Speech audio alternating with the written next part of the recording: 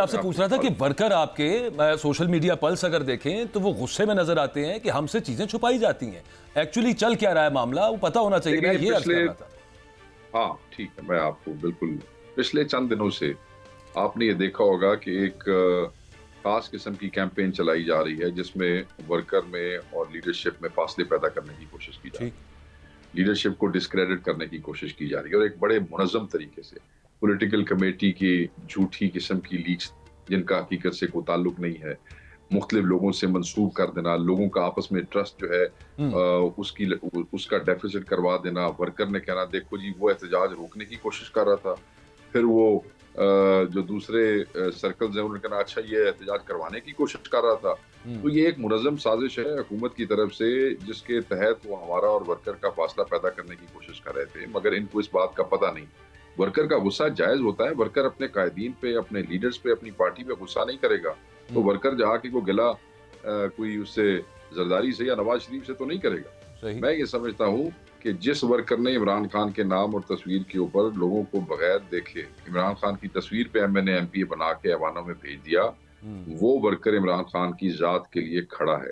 और ये 15 का एहतजाज इमरान खान साहब की खैरियत, इमरान खान साहब की वेलबींग और इमरान खान साहब की खैर खबर के हवाले से हमने अपने तमाम एहतजाज डाइवर्ट करके रखा है। मैं ये समझता हूँ इस पे सबका कंसेंसस है और इस पे किसी का इख्तलाफ नहीं है। गुस्सा हो सकता है, वर्कर है, अगर वर्कर बेचारे को गुस्सा आएगा तो साढ़े ते नहीं करेगा तो केड़े ते करेगा सर मेरे दोस्तों कितने जाएगा। काबिल एहतराम शेख साहब जो आप फरमा रहे हैं ये बात बिल्कुल 100% दुरुस्त है कि ये चीज़ें फैलाई जा रही हैं सोशल मीडिया वगैरह पे भी, वर्कर के साथ, कायदीन के साथ राब्तों का फुकदान, ये सारी बातें आपके इल्म में है।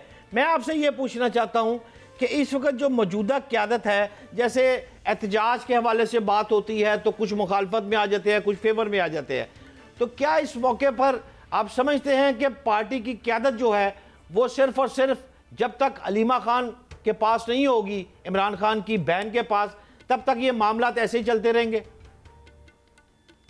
नहीं, मैं बिल्कुल ये नहीं समझता। अलीमा खान साहबा मेरे लिए तो बड़ी बहन है और खान साहब की बहन के रिश्ते के नाते हमारे लिए सबसे ज्यादा काबिल एहतराम है।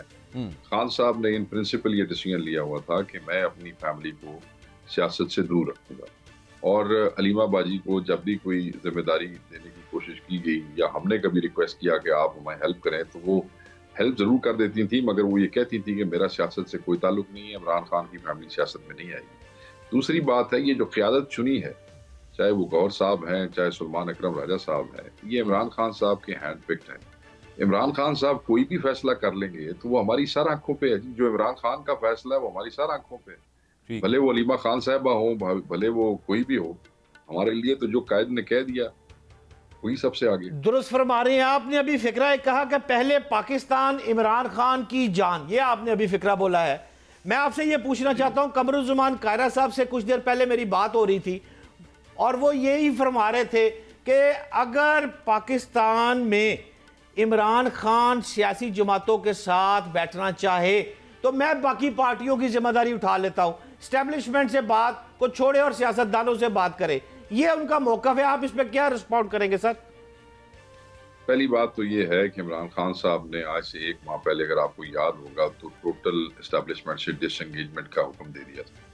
अगर किसी लेवल पे कोई आदमी एंगेज भी कर रहा है तो खान साहब ने कहा था कि वो अब खत्म कर दें। उसके बाद तो मैं नहीं समझता कि कोई आदमी एस्टेब्लिशमेंट से बात कर रहा है या करना चाहता है। रही बात कायरा साहब की कि अगर हम चाहें तो वो बिठा देंगे, तो ये सर्विस देने के लिए तो इस वक्त पाकिस्तान में हर चौथा आदमी तैयार है, हर हमारी मुखालिफ पार्टी है कि जनाब तुसी बहुत मैं तो बहा देना। मैं ये समझता हूँ कि इस वक्त हम पार्लिमानी कमेटी के अंदर बैठे हैं, हम चीज़ें सुन रहे हैं। हालात ये है कि पूरे महीने से आईनी तरमीम का ड्रामा चल रहा है, मगर मुसवदा कल दिया गया हमें और वो मुसवदा भी नामुकम्मल है।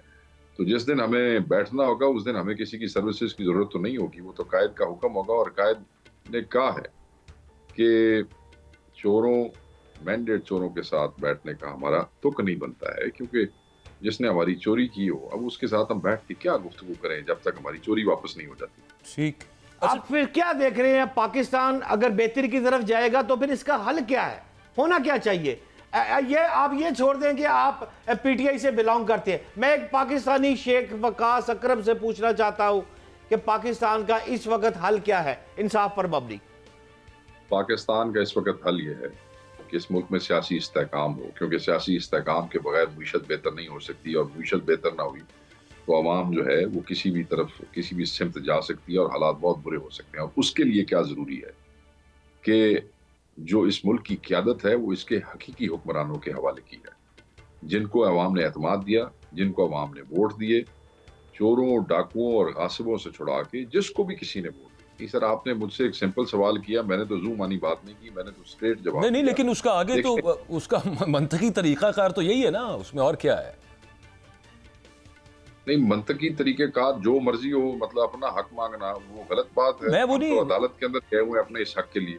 हाँ, हम तो के दरवाजे पे नहीं बैठे हुए, हमने तो सारे केस अदालत में किए हुए हैं, हमने तो इलेक्शन भी चैलेंज किए हुए हैं। हर एमएनए जो हमारा हारा है, हमने वो भी हम ट्रिब्यूनल्स के अंदर गए हुए हैं। हाँ, और ਅਸੀਂ ਕੀ कर सकते हैं, दसो साढ़े को अदालत ही ठीक है, नहीं सही कह रहे हो सर तुसी। लेकिन अच्छा, आखिरी चीज़ सिर्फ शेख साहब ये कि आपने कहा कि, और ये हमने सब ने सुना था कि खान साहब से उन्होंने कहा कि एस्टेब्लिशमेंट से जो भी एंगेज करें डिसएंगेज कर लें आप उनके साथ, बट मतलब आप क्या मैं कहूँ कि मतलब इसको आप बाकायदा क्लैरिटी के साथ कहेंगे कि इस वक्त आपकी जमात में से कोई एस्टेब्लिशमेंट के साथ एंगेज नहीं कर रहा, इंक्लूडिंग अली अमीन गंडापुर?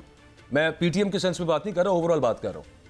तो हमारे एमएनए के साथ ये जुल्म ना हो रहे होते, हमारे सेनेटर्स के साथ ये जुल्म ना हो रहे होते, उनकी फैमिलीज ना उठाई जा रही होती।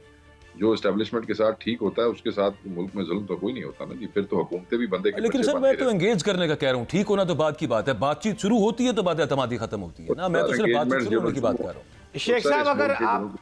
शेख साहब अगर आप इजाजत दें तो मैं आखिरी सवाल आपसे ये पूछना चाहता हूँ इंतहाई आसान जबान में, जो आप और बाजवा साहब गुफ्तगू फरमा रहे हैं, क्या ये दुरुस्त नहीं कि इमरान खान जिस कद काट का शख्सियत है उसके लिए पीटीआई में ऐसी कोई शख्सियत नहीं जो एस्टेब्लिशमेंट से बात करे? जब भी बात होगी खान खुद करेगा, और 3 अक्टूबर से लेकर 13 अक्टूबर तक 10 दिन हो गए हैं, खान की शक्ल मेरी इतलात के मुताबिक किसी ने नहीं देखी, तो यही कुछ तो नहीं हो रहा? मेरी बात सुन, खान साहब की जो जात की बात है ना, उसके बराबर तो इस पार्टी में कोई भी नहीं है, ना उस कद के बराबर है, ना वो किसी की क़यादत खान के बराबर हो सकती है। बात तो सिंपल, खान साहब इज द ओनली पर्सन, वो तो जिस वक्त चाहें वो बाहर आ सकते हैं। अगर निकम्मे लंगड़े लूले सियासतदानों के लिए जहाज आ सकते हैं और कतर जा सकते हैं और डीले हो सकती हैं, तो आपका क्या ख्याल है कि इमरान खान जैसा इस मुल्क का सबसे बड़ा लीडर अगर कोई डील करना चाहे तो वो नहीं हो सकती? आधा मिनट लगता है, बट वो हमारे लिए, इस कौम के लिए और इस मुल्क के सुधार के लिए कुर्बानी दे रहे हैं। तो मैं ये समझता हूँ कि अगर वो चाहे तो वो तो 1 मिनट लगता है, मगर वो बार बार कहते हैं कि ये कुर्बानी जो है मैं कौम के लिए दे रहा हूँ, इस मुल्क को सीधा करने के लिए दे रहा हूँ। ठीक है, thank you very much Shaikh Waqas Akram sahab, कीमती वक्त दिया। Will take a short break से वापस आएंगे। हमारे साथ will be joined by Qamar Zaman Kaira साहब।